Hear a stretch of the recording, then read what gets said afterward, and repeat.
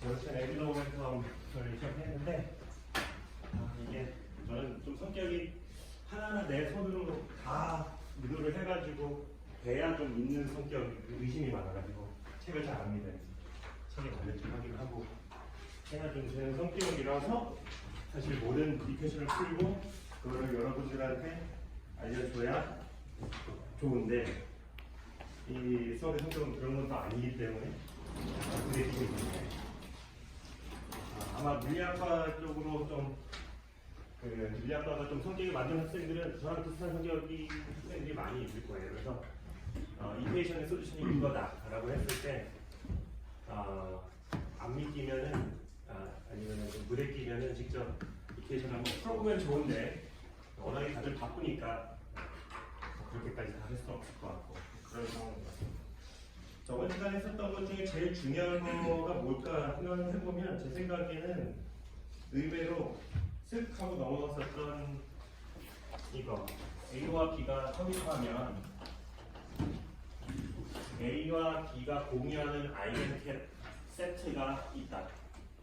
이게 저는 제일 중요했었던 것 같아요. 생각을 해보니까. 그러니까 어떤 아이덴티티이 있습니다. 근데 그 A와 B가 커밋하면은 서로 공유할 수 있는 아이덴티티가 있을 수 있다는 건데요. 이렇게 되면 보면은 사실은 뭐 이렇게 되면 이렇게 되고 역을 따로 증명을 해야겠지만 느낌만 알려고 그냥 얘기를 해주는 겁니다. 그러니까 서로 아이덴티티를 공유를 하더라도 아이덴티티는 다를 수 있죠. 당연히 같은 오퍼레이터가 아니니까 A와 B가 같을 수 있고 다를 수 있는 건 보통은 다르니까. 보면은 A, B 감마를 하면 이것 때문에 A, B 이거니까 요걸 하면 A, B 이거고 B 감마도 순서에 상관없이 이렇게 될 거고 그래서 이렇게 될 거고 그래서 모든 감마에 대해서 이게 성립을 해야 되니까 A, B, B가 0이어야 되겠다. 두 개가 커밋한다. 그래서 커밋하는 경우 두 개 오퍼레이터가 동시에 공유할 수 있는 아이덴티티이 존재할 수 있고 물론 그에 대한 아이겐 밸류는 오퍼레이터에 따라 다를 수 있겠죠. 그런 얘기를 했었고요. 그래서 해밀토니안과 HZ, LZ 여기도 다음에 L, I, I는 X, Y, G가 해당하는 거였죠. 이것도 0이고 LZ와 LI도 다 0인데 문제는 LI와 LJ가 서로 여기에 이제 IJ 정확히 쓰면 이렇게 되는데 뭐 그 X와 Y면 Z, Z와 X면 Y, Y와 Z면 X 뭐 이런 커뮤니케이션 릴레이션이 있다고 했습니다. 그러니까 X, Y, Y, Z, Z, X는 서로 커뮤니케이트 하지 않거든요. 그래서 보면은 해밀토니안과 LZ와 I 중에 하나, X, Y, G 중에 그냥 자연스럽게 하나를 골라야 되는 Z를 고른다고 했죠. Z를 골라서 이 세 이렇게 커미트, 이렇게 커미트, 이렇게 커미트 하는 세트를 우리는 생각을 합니다. 네. 물론 이 Z 대신에 다른 걸 고를 수도 있지만 Z를 그냥 고른다고 했어요. 세 개 중에 하나만 이렇게 모두 커미트하는 세트를 만들 수가 있어요. 왜냐하면은 X와 Y, YZ, L, X, L, Y 이렇게는 컴퓨터가 안 하기 때문에. 그래서 여기에 대해서 서로 공유하는 아이덴티티를 어떻게 잡았었냐 하면 L, M으로 잡았어요. 그래서 이 L과 M이 L 제곱에 대해서는 아이겐 밸류가 이렇게 나오고 L Z에 대해서는 아이겐 밸류가 이렇게 나오고 겁니다. 그래서 이 스몰 L과 스몰 M이 이거를 화학 시간에 그 1s2, 2s2, EP2 뭐 이런 거 일반 화학 시간에도 배우잖아요, 그죠? 그 오비탈이 하나씩 차는 거 있잖아요. 1s 오비탈, 2s 오비탈, 아니 2s 오비탈과 디제너트에 있는 EP 오비탈. 이거 일반 화학 시간에 배우나요? 오비탈 배우죠. 네, 그게 사실 다 이 슈레딩거 이퀘이션을 풀어서 나온 솔루션들이거든요. 네, 그 솔루션들이 어떻게 생겼는지만 아마 들었을 거고 그걸 어떻게 구하는지는 이제 할 겁니다. 여기서 말하는 이 1, 2, 3 이게 이제 이거는 주 양자수 뭐 프린시플 퀀텀 넘버인가 뭐 그런 이름이 붙고요. 요 S SPD F 그다음에 DF 그다음부터 알파벳 순서로 가죠. G, H 뭐 이렇게 갑니다. 보통 여기까지 안 하고 뭐 F 오비탈까지 하는데 이 오비탈들이 이제 L 이퀄 0, L 이퀄 1, L 이퀄 2, L 이퀄 3에 해당하는 S, P, D, F가 이 L이 그 오비탈의 그런 모양을 나타내주는 거기에 해당하고요. 나중에 보면 알겠지만 이 M은 그 앵귤러 모멘텀의 Z축 성분을 말해준다고 했죠. 근데 언뜻 보면은 L 제곱이면 H 바 스퀘어 L 제곱 L 스몰 L 제곱이어야 될 것 같은데 L 플러스 1이 양자역학적인 이유 때문입니다. LZ는 그냥 어떤 넘버가 되는 거고요. 뭐 이렇게 아이겐 캣과 아이겐 그에 해당하는 아이겐 캣을 잡을 때 안쪽에 우리가 이 상태가 어떤 상태인지를 잘 알 수 있는 퀀텀 넘버들을 써줘서 이렇게 표현을 합니다. 그리고 나서 raising, lowering 오퍼레이터를 정의를 해요. 정의입니다. 마치 그 x와 i, p를 조합을 해서 이걸 a 아니면 x와 i, p 해서 a 대거 한 그 하모닉 오실레이터에서 raising, lowering 오퍼레이터를 정의를 했더니 이렇게 정의를 했더니 이 성질이 뭐 예를 들어서 이렇게 하니까 이게 마이너스 h가 a가 나오고 그래서 에너지가 하나씩 줄어드는 로어링 오퍼레이터였다는 거를 나중에 알고 그 다음에 h와 a 대거는 h바 오메가 a 대거라서 a 대거를 가해줄 때마다 에너지가 h바 오메가만큼 올라가는 그런 레이징 오퍼레이터가 되게끔 a를 정의를 했었던 거예요. 사실은 답을 알고 시작했던 건데 여기서도 이렇게 잡으면 이 m이라는 요 LZ에 대한 그 아이겐 밸류 m이 레이징 되고 로어링 되는 역할을 하는 레이징 로어링 오퍼레이터가 됩니다. 증명은 안 하겠지만 이 성질을 한번 보면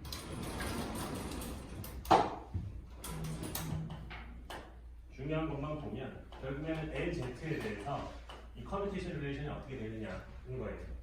여기서는 H와 A에 대한 거기 때문에 H에 대한 아이겐 밸류가 올라오고 내려갔던 거죠. H에 대한 아이겐 밸류가 에너지니까 에너지가 올라가고 내려갔던 건데 여기서는 LZ에 대해서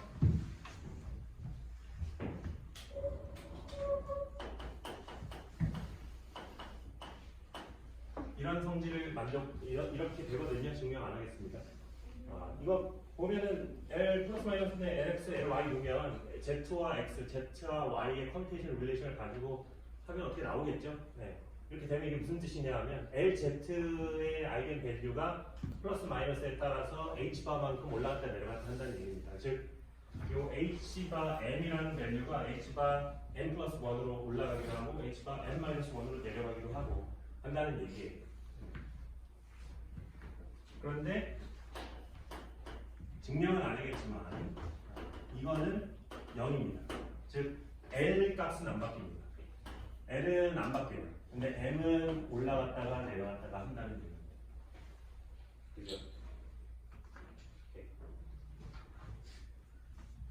이제 이것만 보아도 이게 레이징 로잉 오퍼레이터인지 느껴지죠? 네.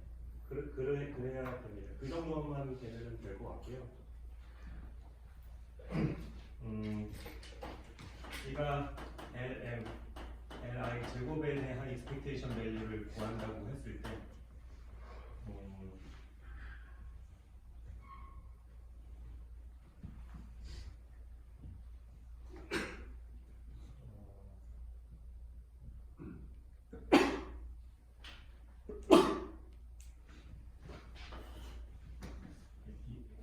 이거를 이렇게 쓸 수 있죠.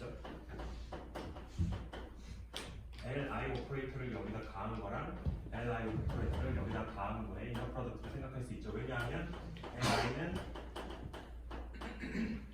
커미션 하니까. 왜냐? 앵글러 모멘텀이 리얼 넘버로 나와야죠. 옵저버블인 거죠. 그래서 이게 이제 언제나 0보다 크죠. 즉 얘가 0보다 크다는 얘기는 lx제곱 플러스 ly제곱 플러스 l제곱 lz제곱에 대한 expectation value도 0보다 크겠죠. 그렇다는 얘기는 l 플러스 1이 0보다 크다는 얘기고요. 즉 l이 0보다 언제나 크거나 같습니다. 그래서 l은 0에서부터 시작합니다. l은 0에서부터 시작하고 여기 보셨지만 0, 1, 2, 3, 4 이렇게 갑니다. 각각 이름이 그냥 SPDF 이렇게 붙은 것 뿐입니다. 이 이름은 왜 SPDF라고 붙였는지 항상 궁금했는데 잘 기억이 안 나요. 내가 찾아봤던 것 같아요. 이게 무슨 독일어의 앞자를 딴 건가? 그랬던 것 같아요. 한번 찾아보세요. 궁금한 학생들은.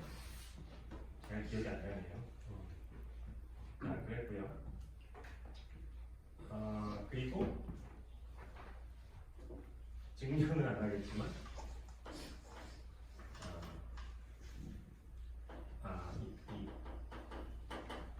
이런 이너 프로덕트를 생각해 보면 이건 언제나 여기보다 크거나 같아야 되죠. 그러니까 L 플러스 마이너스가 허미션이든 아니든 같은 양자 상태를 이너 프로덕트 하면 항상 0보다 크거나 같아요. absolute square는. 이거는 L 플러스 마이너스가 허미션이 아니고 L 플러스 마이너스의 허미션 컨주게이트 하면 L 마이너스 플러스가 됩니다. 그죠? I 때문에. I 때문에 마이너스. 이거 뭐예요? 이렇게 되죠? 그래서 얘는 이제 뭐 이렇게 해서 L 마이너스 플러스 L 플러스 마이너스의 L이 되는데 요거 뭐 XY 어쩌고 하면 잘 정리를 할 수가 있어요. 그럼 이게 뭐가 나오냐면 X 스퀘어에 L 플러스 1 마이너스 M 마이너스 플러스 1 이렇게 나오거든요.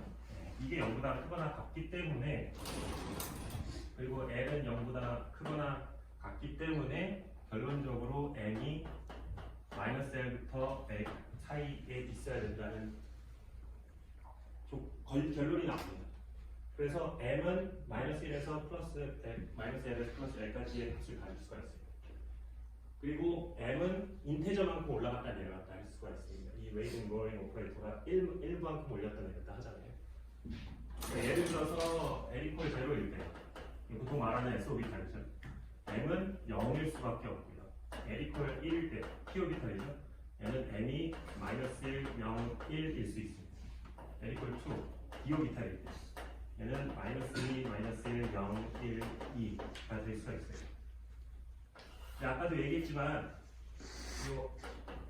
M이라는 상태는 H에도 H의 아이겐밸류이기도 하죠. 아이겐 캐시기도 하죠. 그러니까 여기에 대해서 요 M 이퀄 0의 그 에너지 또 M 이퀄 마이너스 1, 0, 1 이 상태의 에너지가 전부 같습니다. 그리고 마이너스 2에서 플러스 2까지 에너지가 전부 같고요. 그래서 디제너레이트 돼 있다는 표현을 합니다. 디제너레이트 축체되어 있다는 얘기를 하는데 이게 뭐냐면 에너지가 그러니까 양자 상태는 분명히 다르나 같은 에너지를 가지고 있는 다른 양자 상태들이 여러 개 있으면 그걸 우리가 디제너레이트 축체되어 있다. 뭐 이렇게 그렇게 표현을 해요. 그래서 뭐 예를 들어서 그 일반 화학 시간에 1s 오비탈 있고 2s 오비탈 있고 2p 오비탈이 3개가 있고 3s가 있고 3p가 3개가 있고 3기가 5개가 있고 뭐 이런 거 했을 거예요. 그래서 전자가 여기서부터 하나 차고 그다음에 여기서 어떻게 이렇게 6개가 차고 그다음에 여기 차고 해서 그 파울리 이름이 기억이 안 나요. 컨트롤인가? 일단은 하나의 양자 상태에는 서로 다른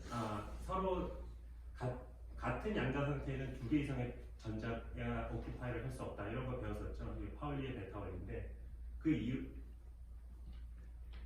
이유를 당연히 안 들어봤겠죠.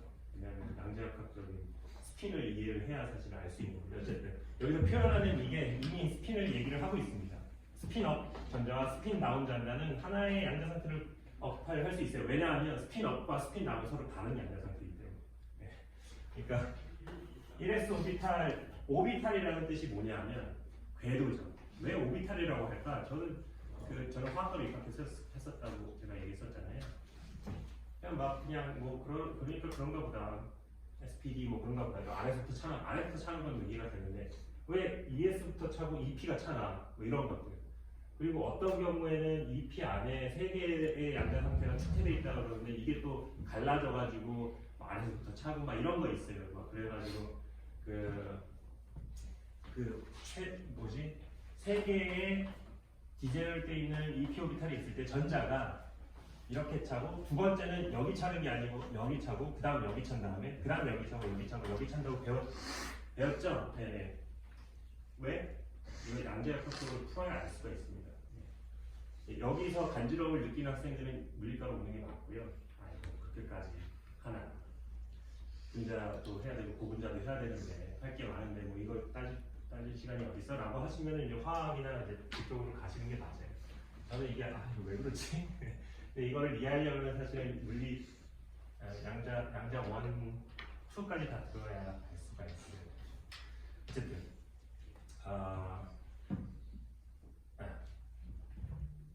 그래서 그 원자의 오비탈이 이름이 오비탈인 이유는 오비탈은 궤도잖아요.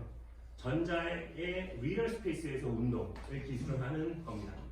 리얼 스페이스에서 얘가 빙글빙글 돌면 앵귤러 모멘텀이 이쪽이겠죠.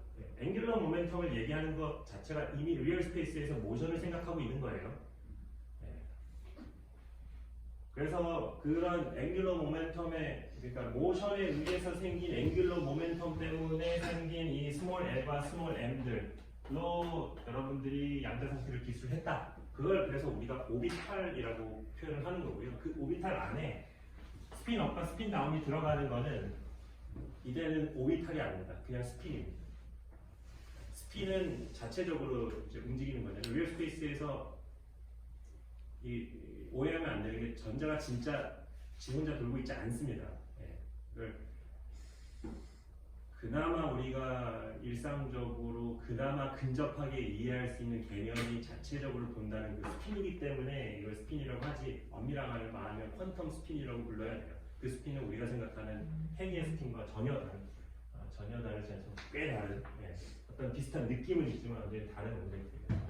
이 스핀은 리얼 스페이스에서의 모션으로 기술이 안 되는 거예요. 이거는 클래시컬 미케닉스로는 기술할 수 없는 그런 어떤 고유의 값입니다. 고유의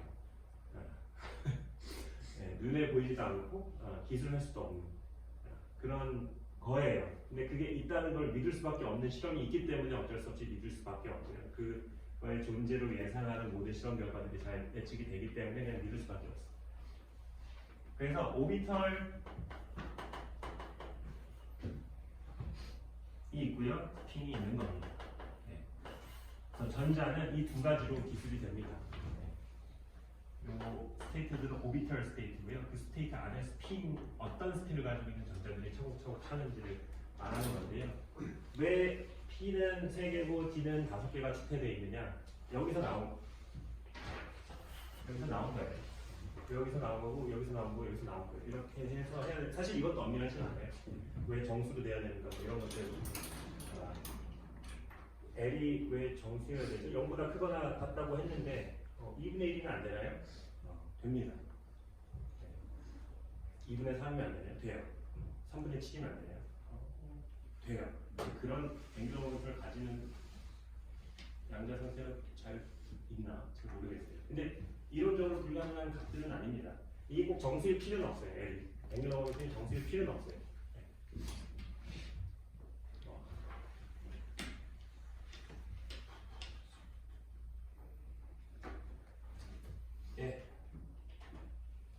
여기까지 하고요. 오비탈 앵귤러 모멘텀. 계속 앵귤러 모멘텀 했는데 지금까지 말한 건 오비탈 앵귤러 모멘텀입니다. 그럼 뭐가 있겠어요? 스핀 앵귤러 모멘텀이 있겠죠. 오비탈 앵귤러 모멘텀은 정말 원자 핵 주변을 전자가 돌면서 생기는 클래시컬 미케닉스의 카운터파트가 있는 앵귤러 모멘텀입니다. 클래시컬 미케닉스에서의 앵귤러 모멘텀은 모두 앵귤러 모멘텀. 그것도 스핀 앵귤러 모멘텀이 있구나. 네, 자체적으로 스핀을 하니까. 근데 이제 양자역학적인 스핀을 기술하기 위해서 어쩔 수 없이 앵귤러 모멘텀을 가져다가 써야 됩니다. 그때 우리 스핀 앵귤러 모멘텀이라고 하고요. 스핀 앵귤러 모멘텀일 경우 이 L 값이 전자의 경우 2분의 1입니다. 네. 전자의 경우 2분의 1이기 때문에 그걸 우리가 S라고 표현을 할게요. L이라고 표현 안 하고 이 L은 오비탈 앵귤러 모멘텀이고 S는 스핀 앵귤러 모멘텀을 나타내는 양자수입니다. S가 2분의 1이면 요거가 2분의 1이면 M은 뭐예요? M S로 표현을 할게요. 얘는 마이너스 2분의 1부터 2분의 1까지의 값을 가질 수 있겠죠. 네. 근데 이 스몰 n은 정수의 계단을 가지고 올라갔다 내려갔다 하잖아요. 그러니까 결론적으로 MS는 플러스 마이너스 2분의 1만 가질 수 있습니다. 자, 여기서 이 축퇴된 정도가 얼마냐면 2L 플러스 1이죠. L 이퀄 0일 때는 축퇴된 양자상태가 하나, 1일 때는 3개, 2일 때는 5개, 7개 이렇게 넘어가죠. 그래서 축퇴된 양자상태의 수를 2L 플러스 1로 생각할 수 있는데 이 L 대신에 2분의 1을 넣으면 이게 2가 되잖아요. 네. 그게 이제 스핀의 경우고 전자의 스핀의 경우 S가 2분의 1이고 MS는 플러스 마이너스 2분의 1이다. 그래서 MS라는 게 Z축 방향으로의 앵글러 모멘텀이라고 했죠. 그게 플러스냐 마이너스냐 두 가지 상태만 가능하다라는 얘기고요. 그래서 Z축 방향으로의 앵글러 모멘텀이 플러스일 경우 스핀 업이라고 표현을 하고 마이너스 2분의 1일 경우 스핀 다운이라고 표현을 합니다. 그리고 그 두 가지 상태를 양자 컴퓨터에서 0과 1로 사용을 하는 겁니다. 물론 그냥 L 이퀄 1에서 마이너스 1, 0, 1을 세 가지 양자 상태를 0, 1, 2로 생각하는 바이너리 컴퓨터가 아니고 이걸 뭐라고 그러죠? 3진수 컴퓨터를 해도 되잖아요. 네, 해도 됩니다. 해도 되는데 그러면은 퀘스천이 클래시컬 컴퓨터는 왜 이진수를 쓰죠? 우리가 바보라서 그런가? 이진수가 제일 심플한 이진수보다 더 심플할 수는 없잖아요. 정보를 전달할 때. 근데 우리 꽤 똑똑한데 우리 10가지 쓸 수 있는데 손가락도 10개니까 왜 10진수를 안 쓰고 컴퓨터에 이진수를 쓸까요? 간단해서 그렇습니다.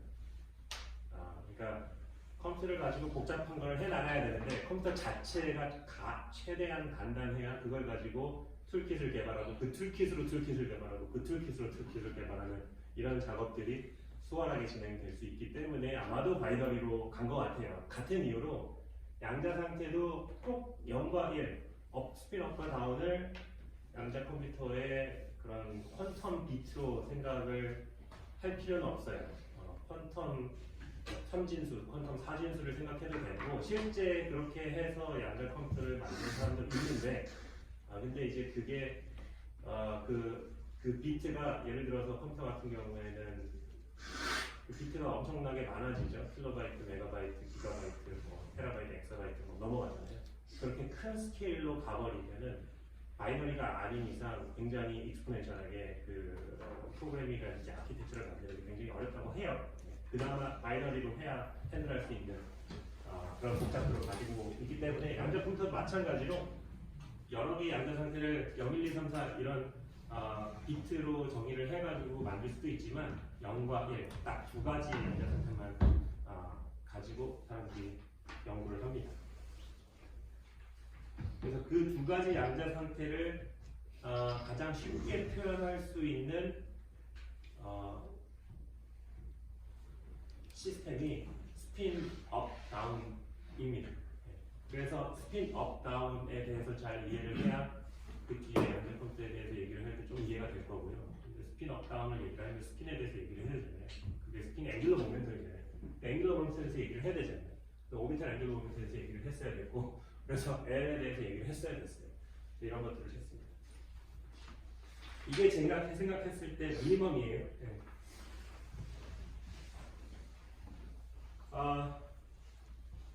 그러면 얘는 도대체 어떻게 생겨먹은 웨이브 펑션인가?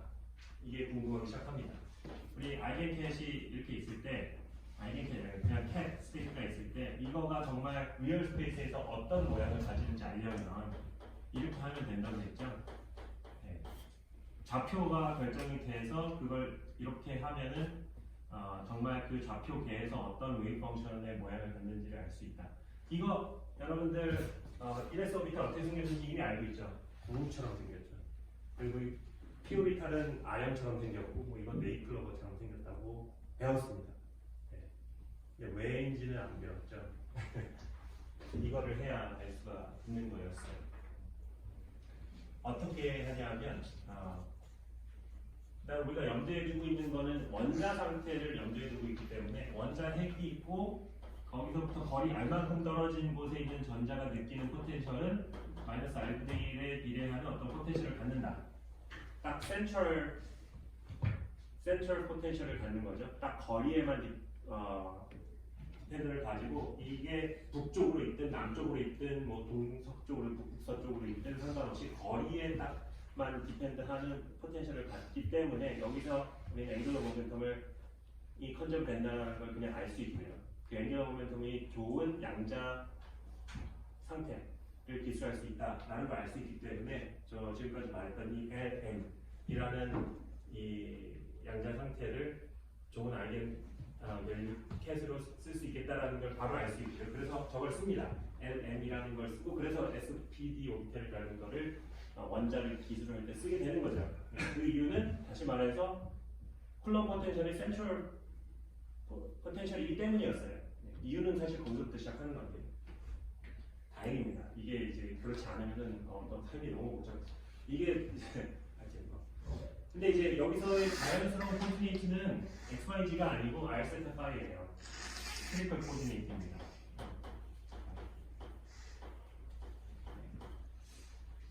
이거를 뭐 자세하게 할 필요는 없는데 한 번쯤은 들여다볼 필요는 있을 것 같아서 한번 해볼게요.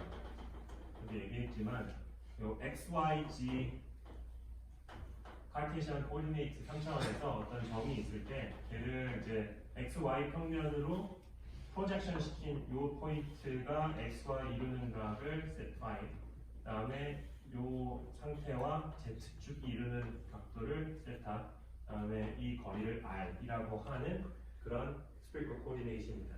그럴 때 이게 이렇게 되죠. 그래서 Z축은 R 코사인 세타겠죠. 네. 그 다음에 얘는 R 사인 세타죠. 요 길이는 R 사인 세타예요. 요 길이가. 거기에 대해서 X, Y 코디네이트를 생각을 해보면 여기가 수직이고 여기가 수직이죠. 그러니까 요 X축은 요 R 사인 세타의 코사인 파이죠. 이렇게니까. 그리고 얘는 사인이겠죠. 그래서 Y 값은 R 사인 세타의 사인 파이입니다. 그래서 카르테시안 코디네이트 XYZ와 그 스피리컬 코디네이트에서 R 세타 파이는 이렇게 사인 세타 코사인 사인 세타 사인 파이 R 코사인 파이 이런 관계가 있어요. 이거는 그려보면 금방 압니다. 네. 그래서 이렇게 코디네이트를 바꾸면 되겠다라는 생각을 했는데 이제는 그 해밀토니안 안에 3차원에서의 해밀토니안 이 원자의 해밀토니안을 한번 생각을 해보면 이거잖아요. 이거 플러스 이거 플러스 이게 키네틱 텀으로 어떻게 있을 거고 이게 뭐 어떻게 있을 거고 여기에 뭐 R분의 뭐가 있겠죠. 이게 해밀토니안이겠죠. 하이드로젠 애톰에 대해서 예를 들어서 그럼 얘는 스피리컬 코디네이트이고 얘는 이제 카르테시안 코디네이트니까 이거를 크리티컬 코디네이트로 바꿔야 돼요. 근데 그냥 XYZ가 아니고 X에 대한 미분을 R세타 파이로 바꿔야 돼요. 그러니까 복잡합니다. 예를 들어서 DX는 이걸 미분한 거겠죠? dr의 사인 세타 코사인 파이. 아래 이걸 미분한 거. 코사인 세타의 d 세타의 코사인 파이. 그다음에 r 사인 세타의 얘를 미분한 거. 마이너스 사인 파이의 d 파이. 그래서 dx가 dr, d 세타, d 파이와 이런 관계가 있고 dy가 또 어떤 dr, d 세타, d 파이와 관계가 있고 dz가 dr, d 세타, d 파이에 대한 관계가 있을 겁니다. 그걸 가지고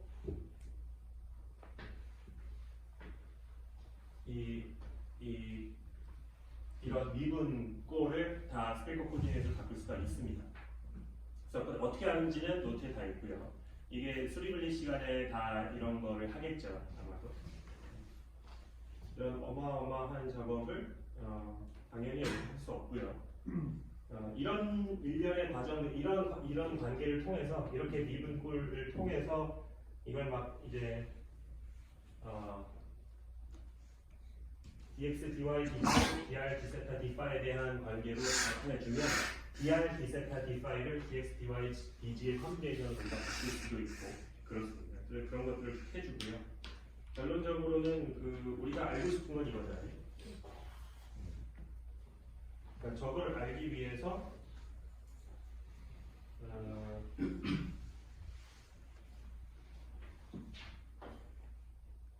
예를 들어서 LZ 같은 경우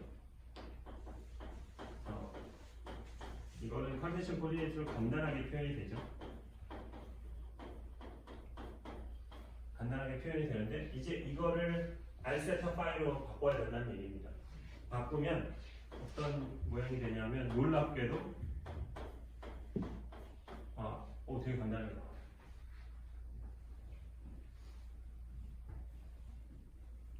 Z축으로 회전하는 거잖아요, 얘는.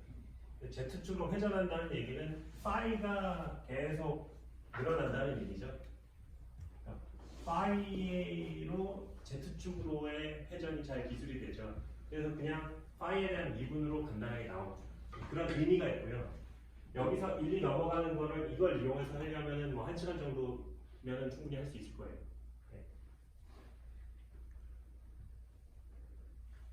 LX도 잘하면 알세타 파일로 바꿀 수가 있어요. 저는 지금 쓰기도 싫은데 뭐 이런 느낌입니다. 코탄젠트 세타의 코사인 이거 외울 수도 없고 유도하기도 그냥 책 보고 아는 겁니다. 이런 거는 외우는 절대 하지 마세요. 그다음에 Y도 뭐 이렇게 하면은 세타와 파이에 대한 미분의 컴비네이션으로 나타내집니다. 자, 보시면은 왜 LZ를 우리 특별하게 케어했는지 알겠죠? 오퍼레이터가 훨씬 간단해요. 근데 그 간단하게 된 이유가 뭐냐면 코디네이트를 잡을 때 Z축을 특별하게 생각해서 잡은 거예요. R세타 파이라는 그 축 자체가 Z축을 좀 중심으로 잡은 거죠. Z축에서 얼마나 기울어져 있는지 에서 시작했잖아요. 그러니까 우리는 그냥 무의식적으로 Z축을 특별하게 케어했기 때문에 이렇게 당연히 이 오퍼레이터의 그 모양도 Z축으로 되게 심플하게 나옵니다.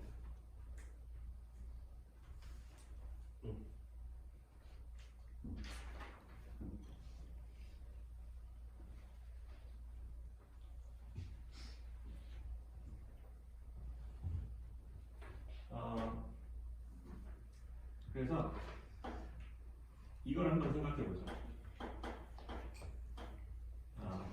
세타 파이라는 캣을 생각해 보죠. 이거랑 지금까지 말했던 요거랑 이제 배분되는 겁니다.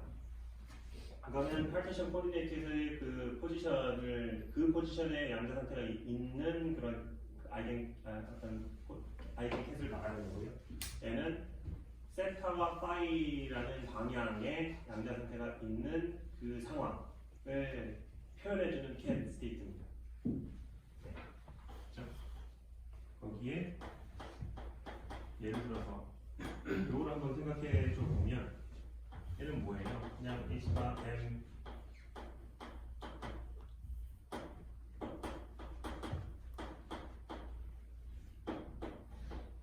이거죠. 이렇게 생각하면 그러면 우리 이렇게 생각해야 되잖아요.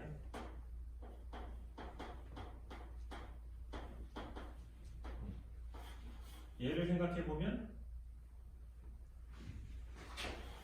LZ는 저 미분꼴로 생각을 해줘야 되잖아요. 네. 그래서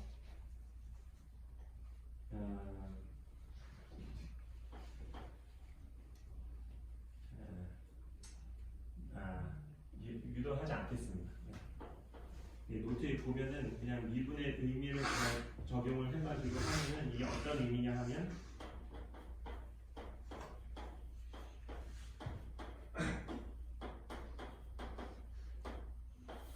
이렇게 쓸 수가 있어요. 그죠? 예, 얘를 여기다 적용한 거를 밖으로 빼서 이렇게 쓸 수가 있거든요. 그럼 얘랑 같은 거죠. 그러니까 이 함수가 어떤 모양을 가져야 되냐 하면 뭐겠어요? 루트리 마이너스 이거겠죠? 맞나? 네.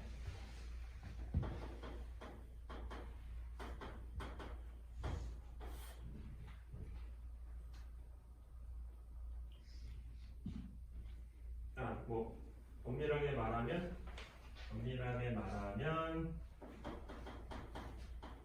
이거겠죠.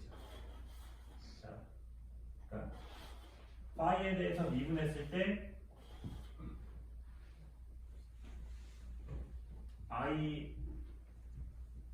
m이 나와야 되잖아요. 그러니까 이 펑션이 들어가야 돼요. 근데 얘는 파이에 대한 함수뿐만이 아니고 세타에 대한 함수이기도 해요. 그죠? 세타가 여기 있으니까. 세타에 대해서는 몰라요. 그죠? 그래서 얘는 가장 제너럴하게는 세타와 파이에 대한 함수인데 그래서 이렇게 쓰는데 파이에 대해서는 미분했을 때 이게 나와야 되니까 파이에 대해서는 이런 꼴을 띄워야 되는 건 알고 있어요. 근데 세타에 대해서는 뭐 어떤 값인지 아직 모릅니다. 그래서 이 m이라는 그 양자 상태는 세타에 대해서는 아직은 모르지만 파이에 대해서는 이런 꼴을 가져야 된다는 건 쉽게 나와요. 그럼 이제 세타에 대해서 알기 위해서는 뭘 해줘야겠어요? 그 LX, LY에 대한 어떤 이퀘이션을 풀어야 됩니다. 뭘 풀어야 되는지만 얘기하고 넘어가죠. 우리 그 하모닉 오실레이터에서 그 하모닉 오실레이터의 웨이브 펑션이 어떻게 생겼는지 구하기 위해서 이거 계산했죠? 이게 뭐예요? 그라운드 스테이트에서 하나 더 내리면 0이 돼야 되는 그런 상황. 이런 상황을 이용해서 그라운드 스테이트의 웨이브 펑션을 구해냈습니다. 이게 디퍼런셜 이퀘이션. 심지어는 퍼스트 오더 디퍼런셜 이퀘이션이어서 되게 쉽게 풀었습니다. 여기도 마찬가지로 예를 들어서 레이징 오퍼레이터를 여기다가 적용을 하면 얘는 0이어야 되죠. 왜냐하면 이 두 번째 거는 스몰 m인데 스몰 m이 마이너스 1부터 플러스 l까지만 가는 거죠. 그러니까 이미 플러스 l이라는 얘기는 이미 맥시멈 m 값을 가지고 있는 상황에서 레이징을 하면 이걸 0이어야겠죠. 물론 마찬가지로 l-에 이걸 해도 0이 됩니다. 이걸 푸나 똑같은 결론에 우리가 도달하기 때문에 둘 중에 마음에 드는 거 하나만 풀면 돼요. 이걸 풀어보면은요, L 플러스는 LX 플러스 LY고요. LX, LY는 여기 있죠. LX, LY.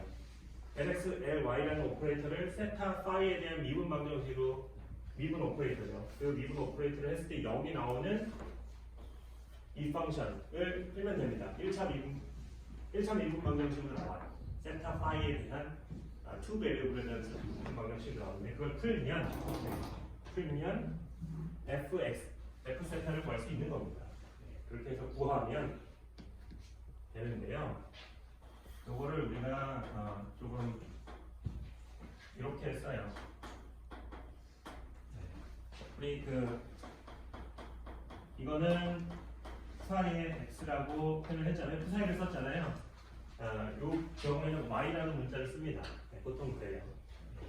그래서 이거를 웨이브 펑션 y 스피리컬 하모닉스라는 뜻인데 의미가 있어요. 어쨌든 n이라는 퀀텀 넘버를 가지고 있는 거를 세타 파이에 대한 코디네이트로 표현을 하면은 여기 무시무시한 식이 됩니다. 이거는 그 마찬가지로 전혀 외우거나 할 필요가 전혀 없는, 지금 저도 오랜만에 보니까 굉장히 새로운 팩토리움. 그냥 이렇게 멋진 식으로 쓰인다라는 것만 표현하기 위해서 한번 쓸게요. 네. 여기 파이에 대해서는 이투이 아이언 파이 꼴을 받는다는 건 이미 알고요. 이 f 세타, 세타에 대한 함수가 이렇게 주어진다 합니다. 세타에 대한 함수, 뭐 정확히는 이거죠. 이건 노멀라이징 팩터죠. 이건 노멀라이징 팩터고, 세타에 대해서는 이건데 이 PLM이 뭐냐면 어소시에이트 르당그룹 폴리노미얼이라고 스페셜 펑션 중에 하나인데요. 어떤 그 잘 알려진 함수가 있습니다. 이거는 책 찾아보면 아는데요. 그냥 제너럴하게 쓴다고 이렇게 쓸 수밖에 없었고, 우리가 가장 익숙한 n = 0, m = 0, 1s 오비탈. 어떻게 표현이 되느냐? 여기 m, n에다가 다 0을 집어넣으면 얘가 이렇게 됩니다. m이 0이니까 파이 디펜던스가 없고요. n이 0이니까 세타 디펜던스가 없어집니다. 그래서 이 m = 0, m = 0은 그냥 이거예요. 근데 이게 왜 이게 뭐야? 보통 그 앱솔루트 스퀘어 한 다음에 적분하면 1이 나와야 되는 노멀라이제이션 컨디션을 먼저 해야 되잖아요. 얘는 이상한 숫자가 있죠. 4분의 파이. 그 앱솔루트 스퀘어 하면 4분의 파이죠. 그걸 적분하면은 1이 되나? 그 적분이 리얼 스페이스에서의 적분이 아니고 스필드 코디네이트에서 적분이기 때문에 솔리드 앵글에 대해서 적분을 해야 돼요. 그래서 4파이가 나와서 1이 되는 뭐 그런 의미가 있습니다. 네, 어쨌든 중요한 건 얘가 컨스탄트라는 얘기고요. 지금 얘를 잘 보면은 세타 파이에 대한 함수죠. 이게 세타 파이에 대한 함수. 단지 그게 컨스탄트였을 것뿐인데 R에 대한 정보는 모릅니다. 단지 세타 파이에 대한 것만 지금 얘기를 하고 있습니다. 그래서 얘를 굳이 표현을 하자면 3차원 카르테시안 코디네이트에서 R은 그냥 1로 잡고 그냥 그리는 겁니다. 그럼 2가 되겠죠. R이 일정하고 모든 각도에 대해서 똑같은 값을 가지면 그냥 9입니다. 이게 1s 오비탈의 모양이고요. 그러면은 L = 1 가면 8파이분의 4 y 사인 이렇게 되는데, 그리고 1, 0 얘는 코사인 세타가 되고요.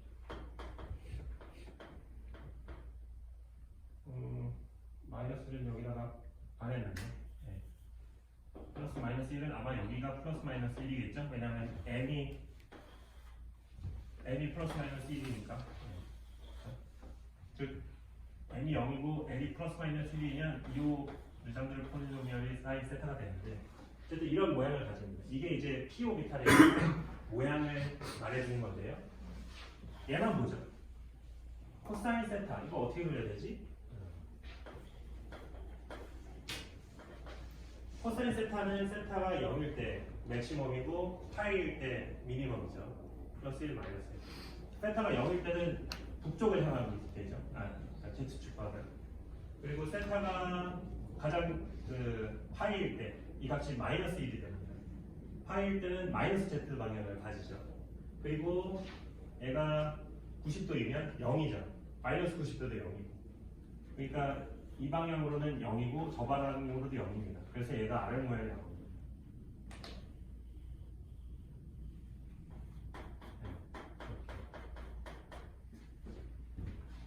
근데 여기 길이로 표현을 해야 되는데 길이가 음수가 되면 그릴 수가 없잖아요. 그래서 길이는 이 값의 앱솔루트 값을 취해서 그냥 취하고요. 여기다 색깔을 칠합니다. 빨간색. 여기를 파란색으로 했네요. 여기 그 노트에 보면은 여기가 빨간색, 아령 중에 이쪽이 빨간색으로 이쪽이 파란색으로 칠했어요. 아마 그 일반문의 시간에 유심히 보셨다면 오비탈을 그 아령 모양으로 그리긴 하는데 사실은 여기 색깔을 칠해야 모든 정보가 들어갑니다. 이 색깔이 페이지를 말하는 거예요. 그래서 플러스 값을 가지면은 빨간색, 마이너스 값을 가지면 파란색으로 해서 이걸 3차원에 그려야 됩니다. 색깔을 칠해야만 그 모든 정보를 구할 수가 있는 거죠. 자, 세타 코사인 세타가 아령 모양이 되는 거는 이해가 돼요? 적어도 이건 이해를 해야 되는데, 네. 그렇죠? 네. 그래서 최고였다가 점점점 코사인을 줄다가 0이 됐다가 다시 해서 마이너스 1까지 맥시멈 했다가 다시 줄어들었다가 들어가고. 그래서 세타에 대해서 그려지지만 파이에 대해서는 시메트릭 하잖아요. 그러니까 파이 방향으로의 로테이션에 대해서는 시메트릭 해야 되죠. 이게 PG 오비탈이에요. 그럼 PX 오비탈, PY 오비탈이 각각 Y1, Y-1인가? 아니에요. 이게 PX 오비탈일 거고요. 이게 PY 오비탈일 거예요. 아마도. 네. 이거에다가 플러스 마이너스를 하면은 뭐예요? 플러스 마이너스 하면은 여기서 아마 뭐 코사인 텀인가 사인 텀이 나오겠죠. 그래서 사인 세타, 코사인 파이 뭐 하면은 이게 이런 모양으로 아령, 저런 모양으로 아령이 나올 거고. 그런 이유 때문에 P 오비탈이 아령 모양이고요. 그 다음에 D 오비탈이 왜 네이클로버 모양이냐라고 하면은 이 함수를 그리면 되는 겁니다. 이 함수를 그리면 D 오비탈이 아령 그 네이클로버 모양이 나오고요. 근데 이제 D 오비탈 중에 이런 모양도 있죠. 이런 것도 있죠. 이렇게 생겼고 이런 그림들 이렇게 생겼잖아요. 네. 왜 이런 모양이 나오는지는 여기서 나옵니다. 이 코사인 사인 마이너스 이런 모양 때문에 이렇게 나오거든요. 어쨌든 그렇습니다. 그래서 여러분들이 일반 화학 시간에 오비탈에 대해서 배웠고 그 모양이 이렇게 생겼다라고 들어봤을 텐데 그 모양이 왜 그렇게 생겼는지 알려면은 여기까지 배우셔야 알 수 있고 뭐 사실 다 생략을 했고요. 이걸 생략 안 하고 풀려면은 내내 해야 돼요. 그래서 할 수 있다. 이렇게 하면 된다고 알아만 두시면 됩니다. 이렇게 풀면은 나오는구나라고 알아만 두시면 됩니다. 저도 갑자기 내일 어느 방에다 가둬놓고 풀어보세요 하면은 풀 수 있을까? 한 하루 정도 주면 어떻게 막 생각해내가지고 이것도 다 지금 유도해내야 돼요. 다 유도해내가지고 어떻게 하면 풀 수는 있을 것 같아. 아니 못 풀 것 같아. 지금 이 어서시트 르란드를 폴리놈이 어떻게 생겼지 까먹었어. 자, 그래서 지금 이 앵귤러 모멘텀을 가지고 앵귤러 모멘텀을 가지고 그 앵귤러 모멘텀에 대한 웨이브 펑션, 아이겐 웨이브 펑션이 어떤 모양을 가지는지를 그려냈습니다.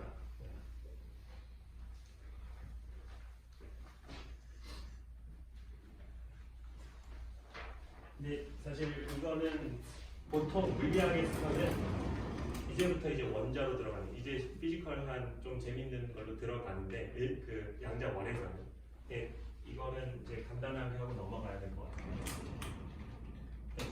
지금 앵귤러 모멘텀에서 여기까지 배웠으면 이제 여러분들은 그 아톰의 그 슈레딩거 이퀘이션을 이제 풀 수 있는 상황이 됐습니다.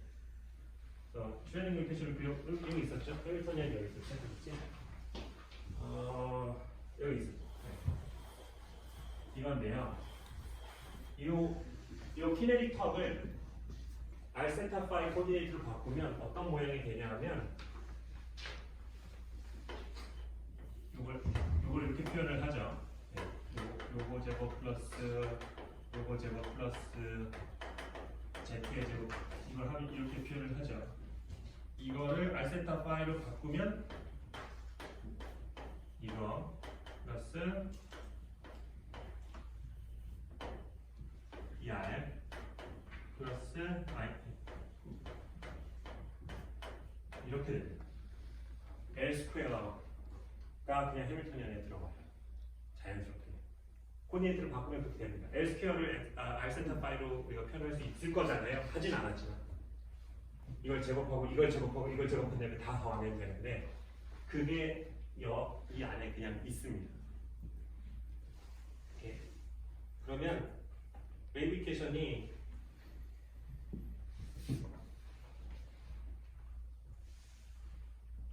슈레딩 이퀘이션을 이렇게 써야 되는 거죠. 2n분의 r에 대한 미분 방정식 r에 대한 함수로만 나와요. 이 웨이브 펑션은 3차원의 웨이브 펑션이니까 벡터로 써야 되고요. 다음에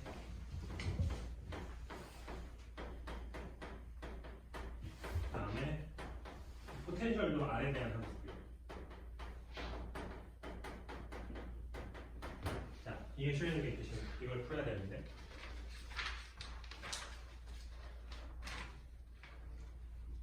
이미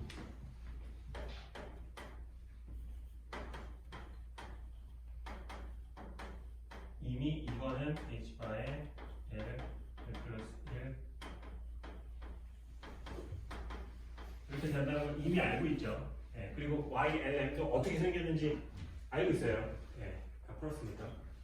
이거를 그래서 파이 이 웨이브 펑션이 이게 알세타 파이에 대한 함수겠죠. 이거를 r에 대한 함수와 세타 파이에 대한 함수로 베리어블 세퍼레이션을 합니다.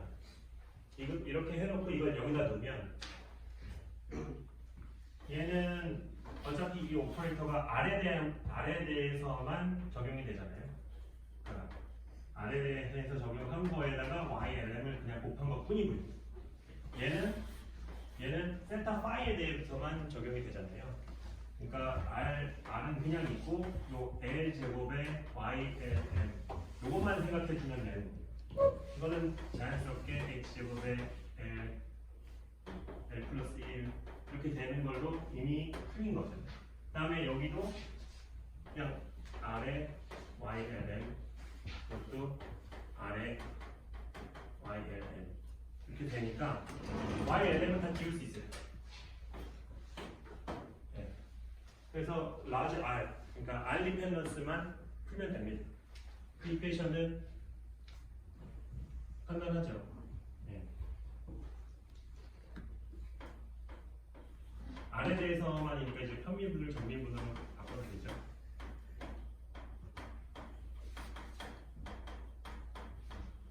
잘 정리를 하면 이제 포텐셜에도 이제 실제 모양이 들어오고요. Z는 아토믹 넘버입니다. 원자핵의 차지고요.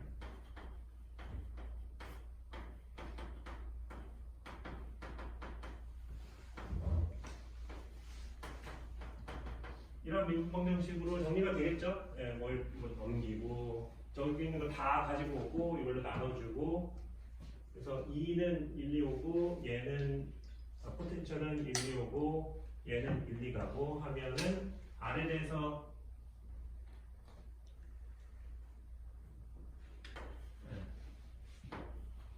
R에 대해서 두 번 미분한 것과 R을 한 번 미분하고 R분의 1 곱한 것과 이런 어떤 함수죠. R에 대한 어떤 함수 잘 보면은 R분의 1과 R 제곱분의 1로 이루어진 어떤 함수 이건 컨스턴트고 함수의 방정식이죠. 2차 미분 방정식이에요. 네. 이거를 풀 수가 있습니다. 이거라고 해요. 풀면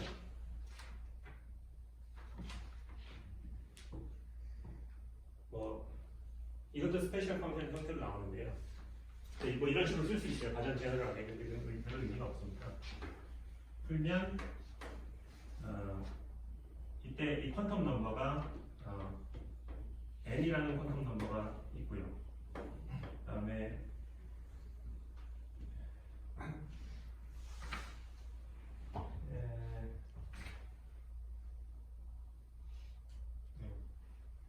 풀면 이걸 풀면은 이제 아이겐 펑션이 나오는 거잖아요. 이처럼 저기 슈레딩거 이퀘이션 풀듯이. 그럼 여러 개의 솔루션이 나오겠죠. 그때 파티클러 박스를 했을 때 n 이퀄 0, n 이퀄 1부터 그 인테저 넘버 n으로 그 바운더리 컨디션을 만족하는 거를 우리가 찾았던 것처럼 여기서도 어떤 퀀텀 넘버가 나옵니다. 그래서 이게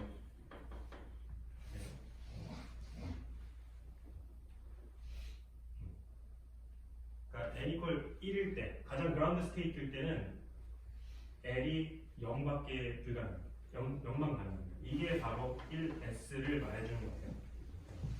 얘가 r에 대한 함수가 어떻게 나오냐면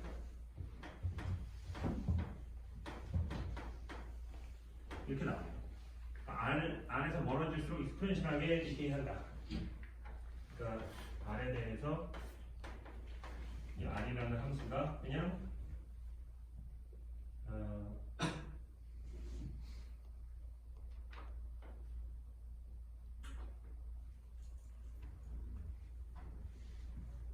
익스포넨셜하게 디케이하는 거죠. 네.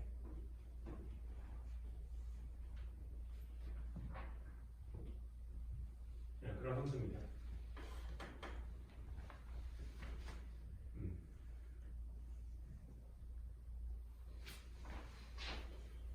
그리고 뭐 여러 가지 솔루션을 찾을 수 n equal 2일 때는 l이 0일 수도 있고요.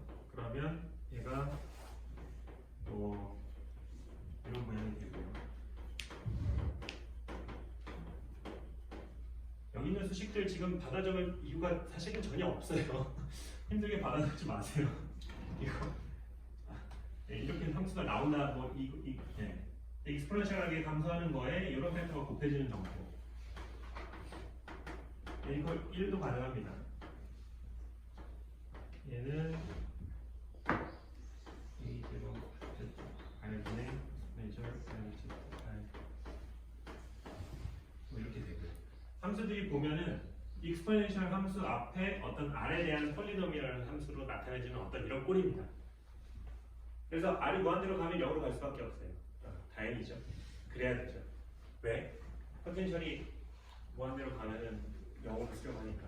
포텐셜은 이 말하기로는 가까워야 에너지가 적으니까 전자들은 원래 근처에 있으려고 합니다. 네. 이게 이 s 오비탈을 말하는 거고요. 이게 이 p 오비탈을 말하는 거예요. 이 d 오비탈은 없죠. 네. 없는 이유는 n이 2면 l이 0 또는 1만 가능하기 때문인데요. 왜 그러냐?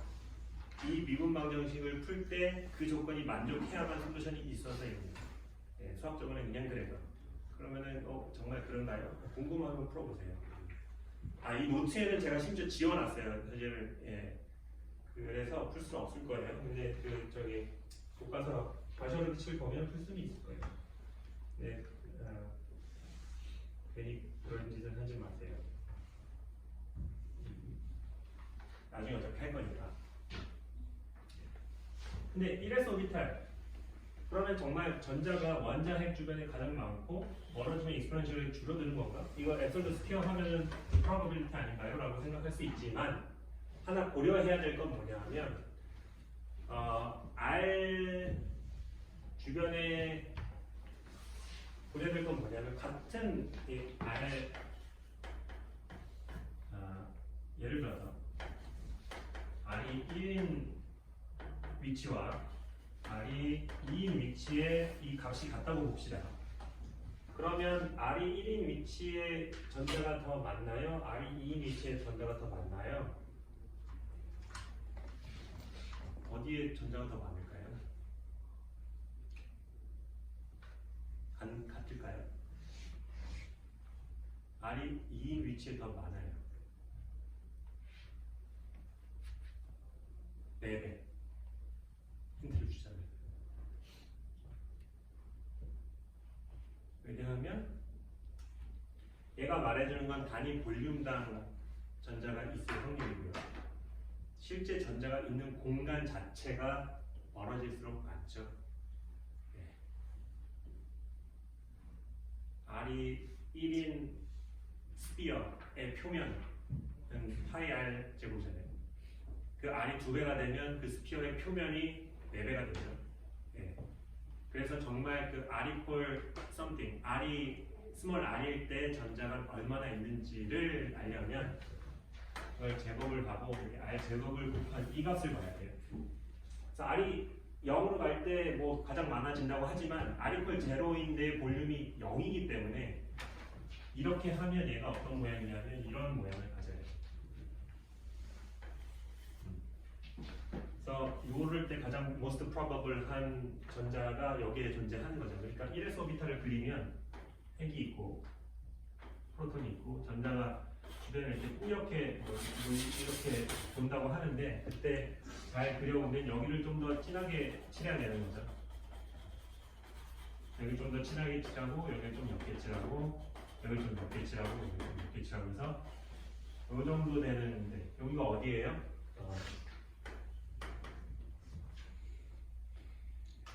여기지?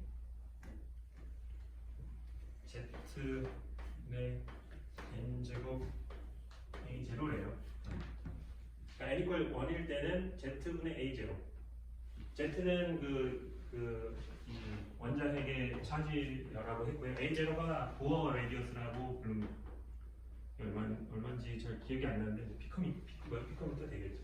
보어 레디어스 자체가 그래서 즉 뭘 얘기하냐면 1s 오비탈의 전자가 가장 많이 분포하는 그 위치 그게 보어 레디어스고요. 그거를 원자핵의 크기로 그냥 봅니다. 보통 그죠? 원자의 크기. 그러니까 전자는 사실 원자로부터 멀리 떨어져도 존재할 수는 있어요. 그 프로바빌티가 적겠지만. 그래서 얘는 어떤 확률 분포를 가지고 있기 때문에 어떤 크기를 정의를 할 때 어쩔 수 없이 가장 most probable한 위치를 레디어스로 대충 생각합니다. 그게 보어 레디어스예요. 보어.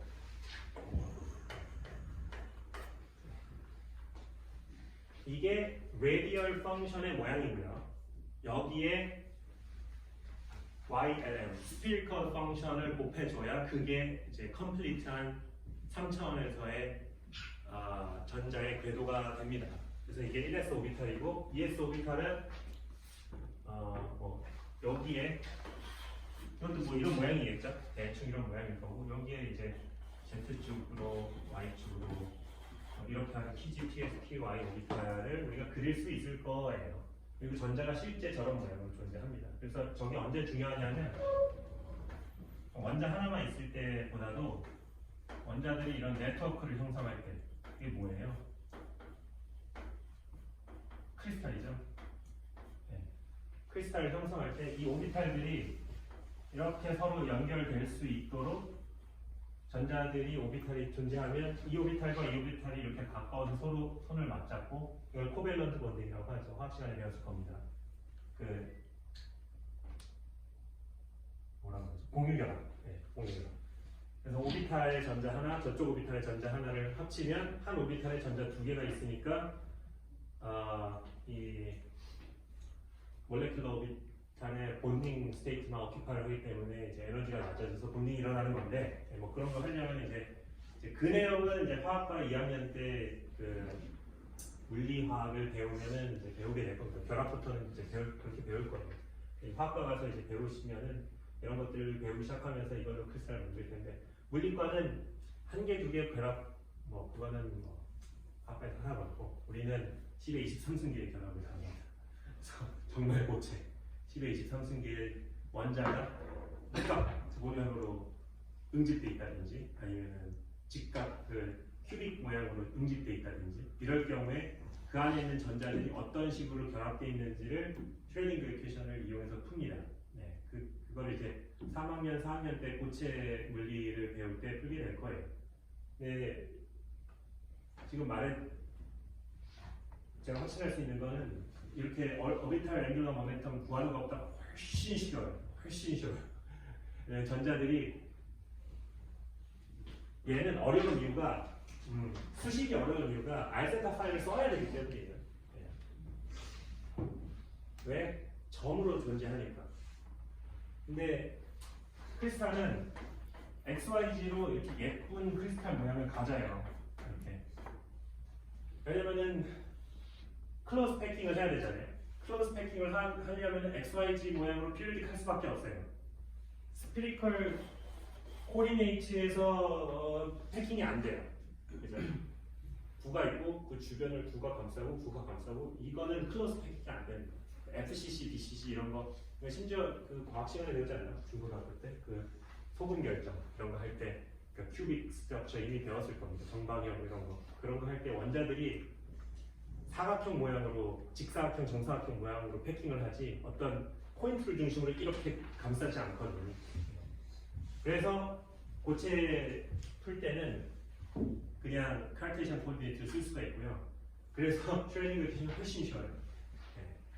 이 스피커 코디네이트 들어가는 머리가 굉장히 됩니다.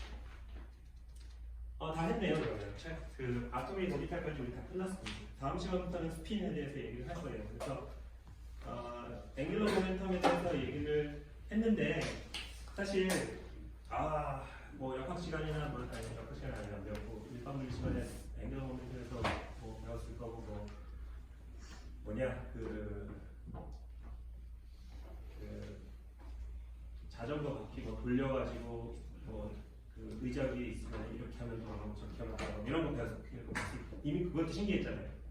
그것도 조금 직관적이지 않잖아요. 직관적이지 않잖아요. 신기하잖아요. 신기하다는 것 자체가 직관적이지 않다는 건데. 근데 그거의 퀀텀 버전을 얘기를 하니까 더 직관적이지가 않거든요. 그리고 심지어는 그런 실험을 보여줄 수가 없어요. 그래서 그냥 포기하세요. 직관적으로 이해할 생각을 그냥 포기하시고 수학적으로 제가 틀린 말을 하는 게 없잖아요. 그럼 믿으실 수밖에 없습니다. 수학적으로 R 크로스 P로 정의가 되는 모멘텀을 앵귤러 모멘텀을 R과 P를 오퍼레이터로 생각하면은 P가 미분 오퍼레이터고 그러면 X에 곱하기 Y 미분 마이너스 Y 곱하기 X 미분으로 표현이 되잖아요. 수학적으로 틀린 게 없죠. 그거를 풀어서 아이겐밸류를 구하면 이렇게 나온다고 했잖아요. 수학적으로 틀린 게 없죠. 그러면 거기서 만족하셔야 됩니다. 거기서 만족하시고 직관적으로 전자가 정말 저 아래 모양이 있다고? 전자가 정말 아래 모양이 있나? 그냥 전자만 둥둥 떠 있으면 아래 모양이 있을 이유가 없어요. 왜냐면은 TX, TY, TG 오비탈의 에너지가 같잖아요. 그러니까 이 세 개의 어떤 리니어 컨비네이션으로 존재할 뿐 어떤 특정 TX, TY, PG 모양을 가질 이유가 없습니다. 근데 이렇게 큐빅 모양으로 있으면 이렇게 위아래 이렇게 전자들이 정말 PX는 옆에 전자 물질과 결합하고 PY는 위에 물질과 PG는 이렇게 결합하고 진짜 이렇게 해요. 그리고 화학 시간에 또 크리스탈 뭐 필드 티오리 막 이런 거 해보면 정말 이런 오비탈 모양이 정말 중요한 분야가 옵니다. 그거는 언제 오느냐? 크리스탈의 모양을 생각해야 되는 상황일 때 그런 문제가 옵니다. 그래서 그거는 대학교 3학년 때 고체 쪽으로 관심이 있다면은 그때 다시 볼 거예요. 근데 예를 들어서 그냥 원자핵에 전자가 둥둥 떠 있는 데 걔가 아래 모양으로 있지 않아요. 그렇게 생각하시면 안 됩니다.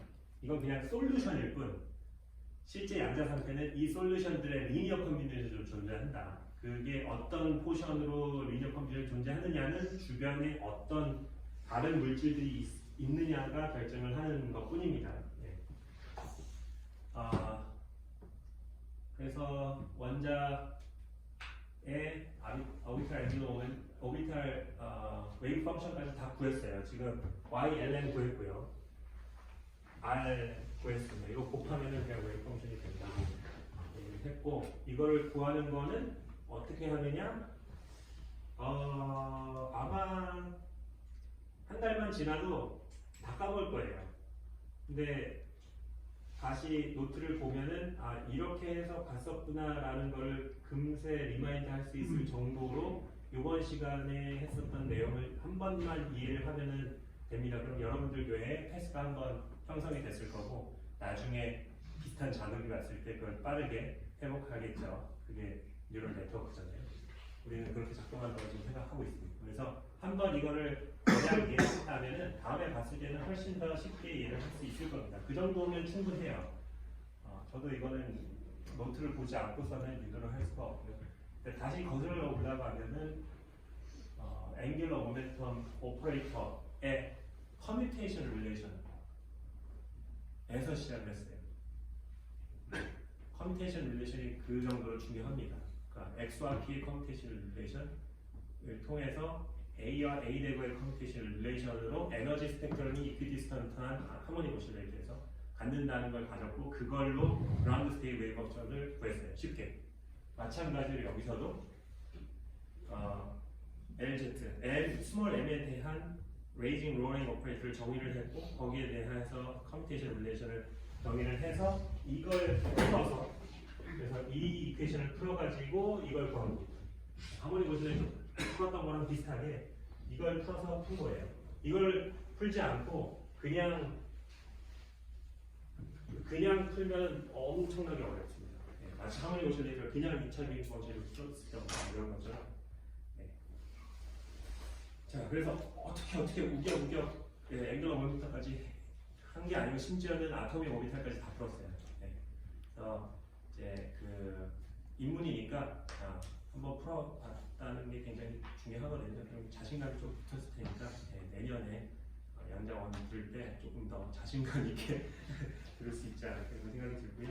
우리는 양자 컴퓨터를 이렇게 설명하기 위해서 스핀 얘기를 할 거고 그 다음에 양자 컴퓨터에 대한 왜 양자 컴퓨터가 더 빠를 수 있는지에 대한 얘기를 좀 주로 할게요. 양자 컴퓨터라고 조금 빠른 건 아닌데 또 그건 또 무슨 말인 건지 사람들이 어디까지 했는지 뭘 가지고 만드는 건지 돌을 깎아서 만드는지 초전도체를 사실 깎아서 만들거든요. 그것도 있고 아톰을 실제 쓰는 경우도 있고 아연을 쓰는 경우도 있고 그 다음에 양자점을 쓰는 경우도 있고 다양한 종류가 있는데 저는 초전도를 연구하는 사람으로서 굉장히 바이어스가 돼 있고요. 그래서 초전도에 대해서 얘기를 하고 싶지만 문제는 초전도는 이제 10의 23승계의 전자를 하나의 웨이브 펑션으로 써야 되는 이제 다체 문제이기 때문에 또 너무 어렵거든요. 그래서 거기까지 다룰지는 모르겠지만 가능한 다양한 플랫폼에 대해서 소개를 하는 정도로 마무리를 할 수 있지 않을까 기대를 하고 있습니다. 한번 어떻게 되는지 보죠. 수고했습니다.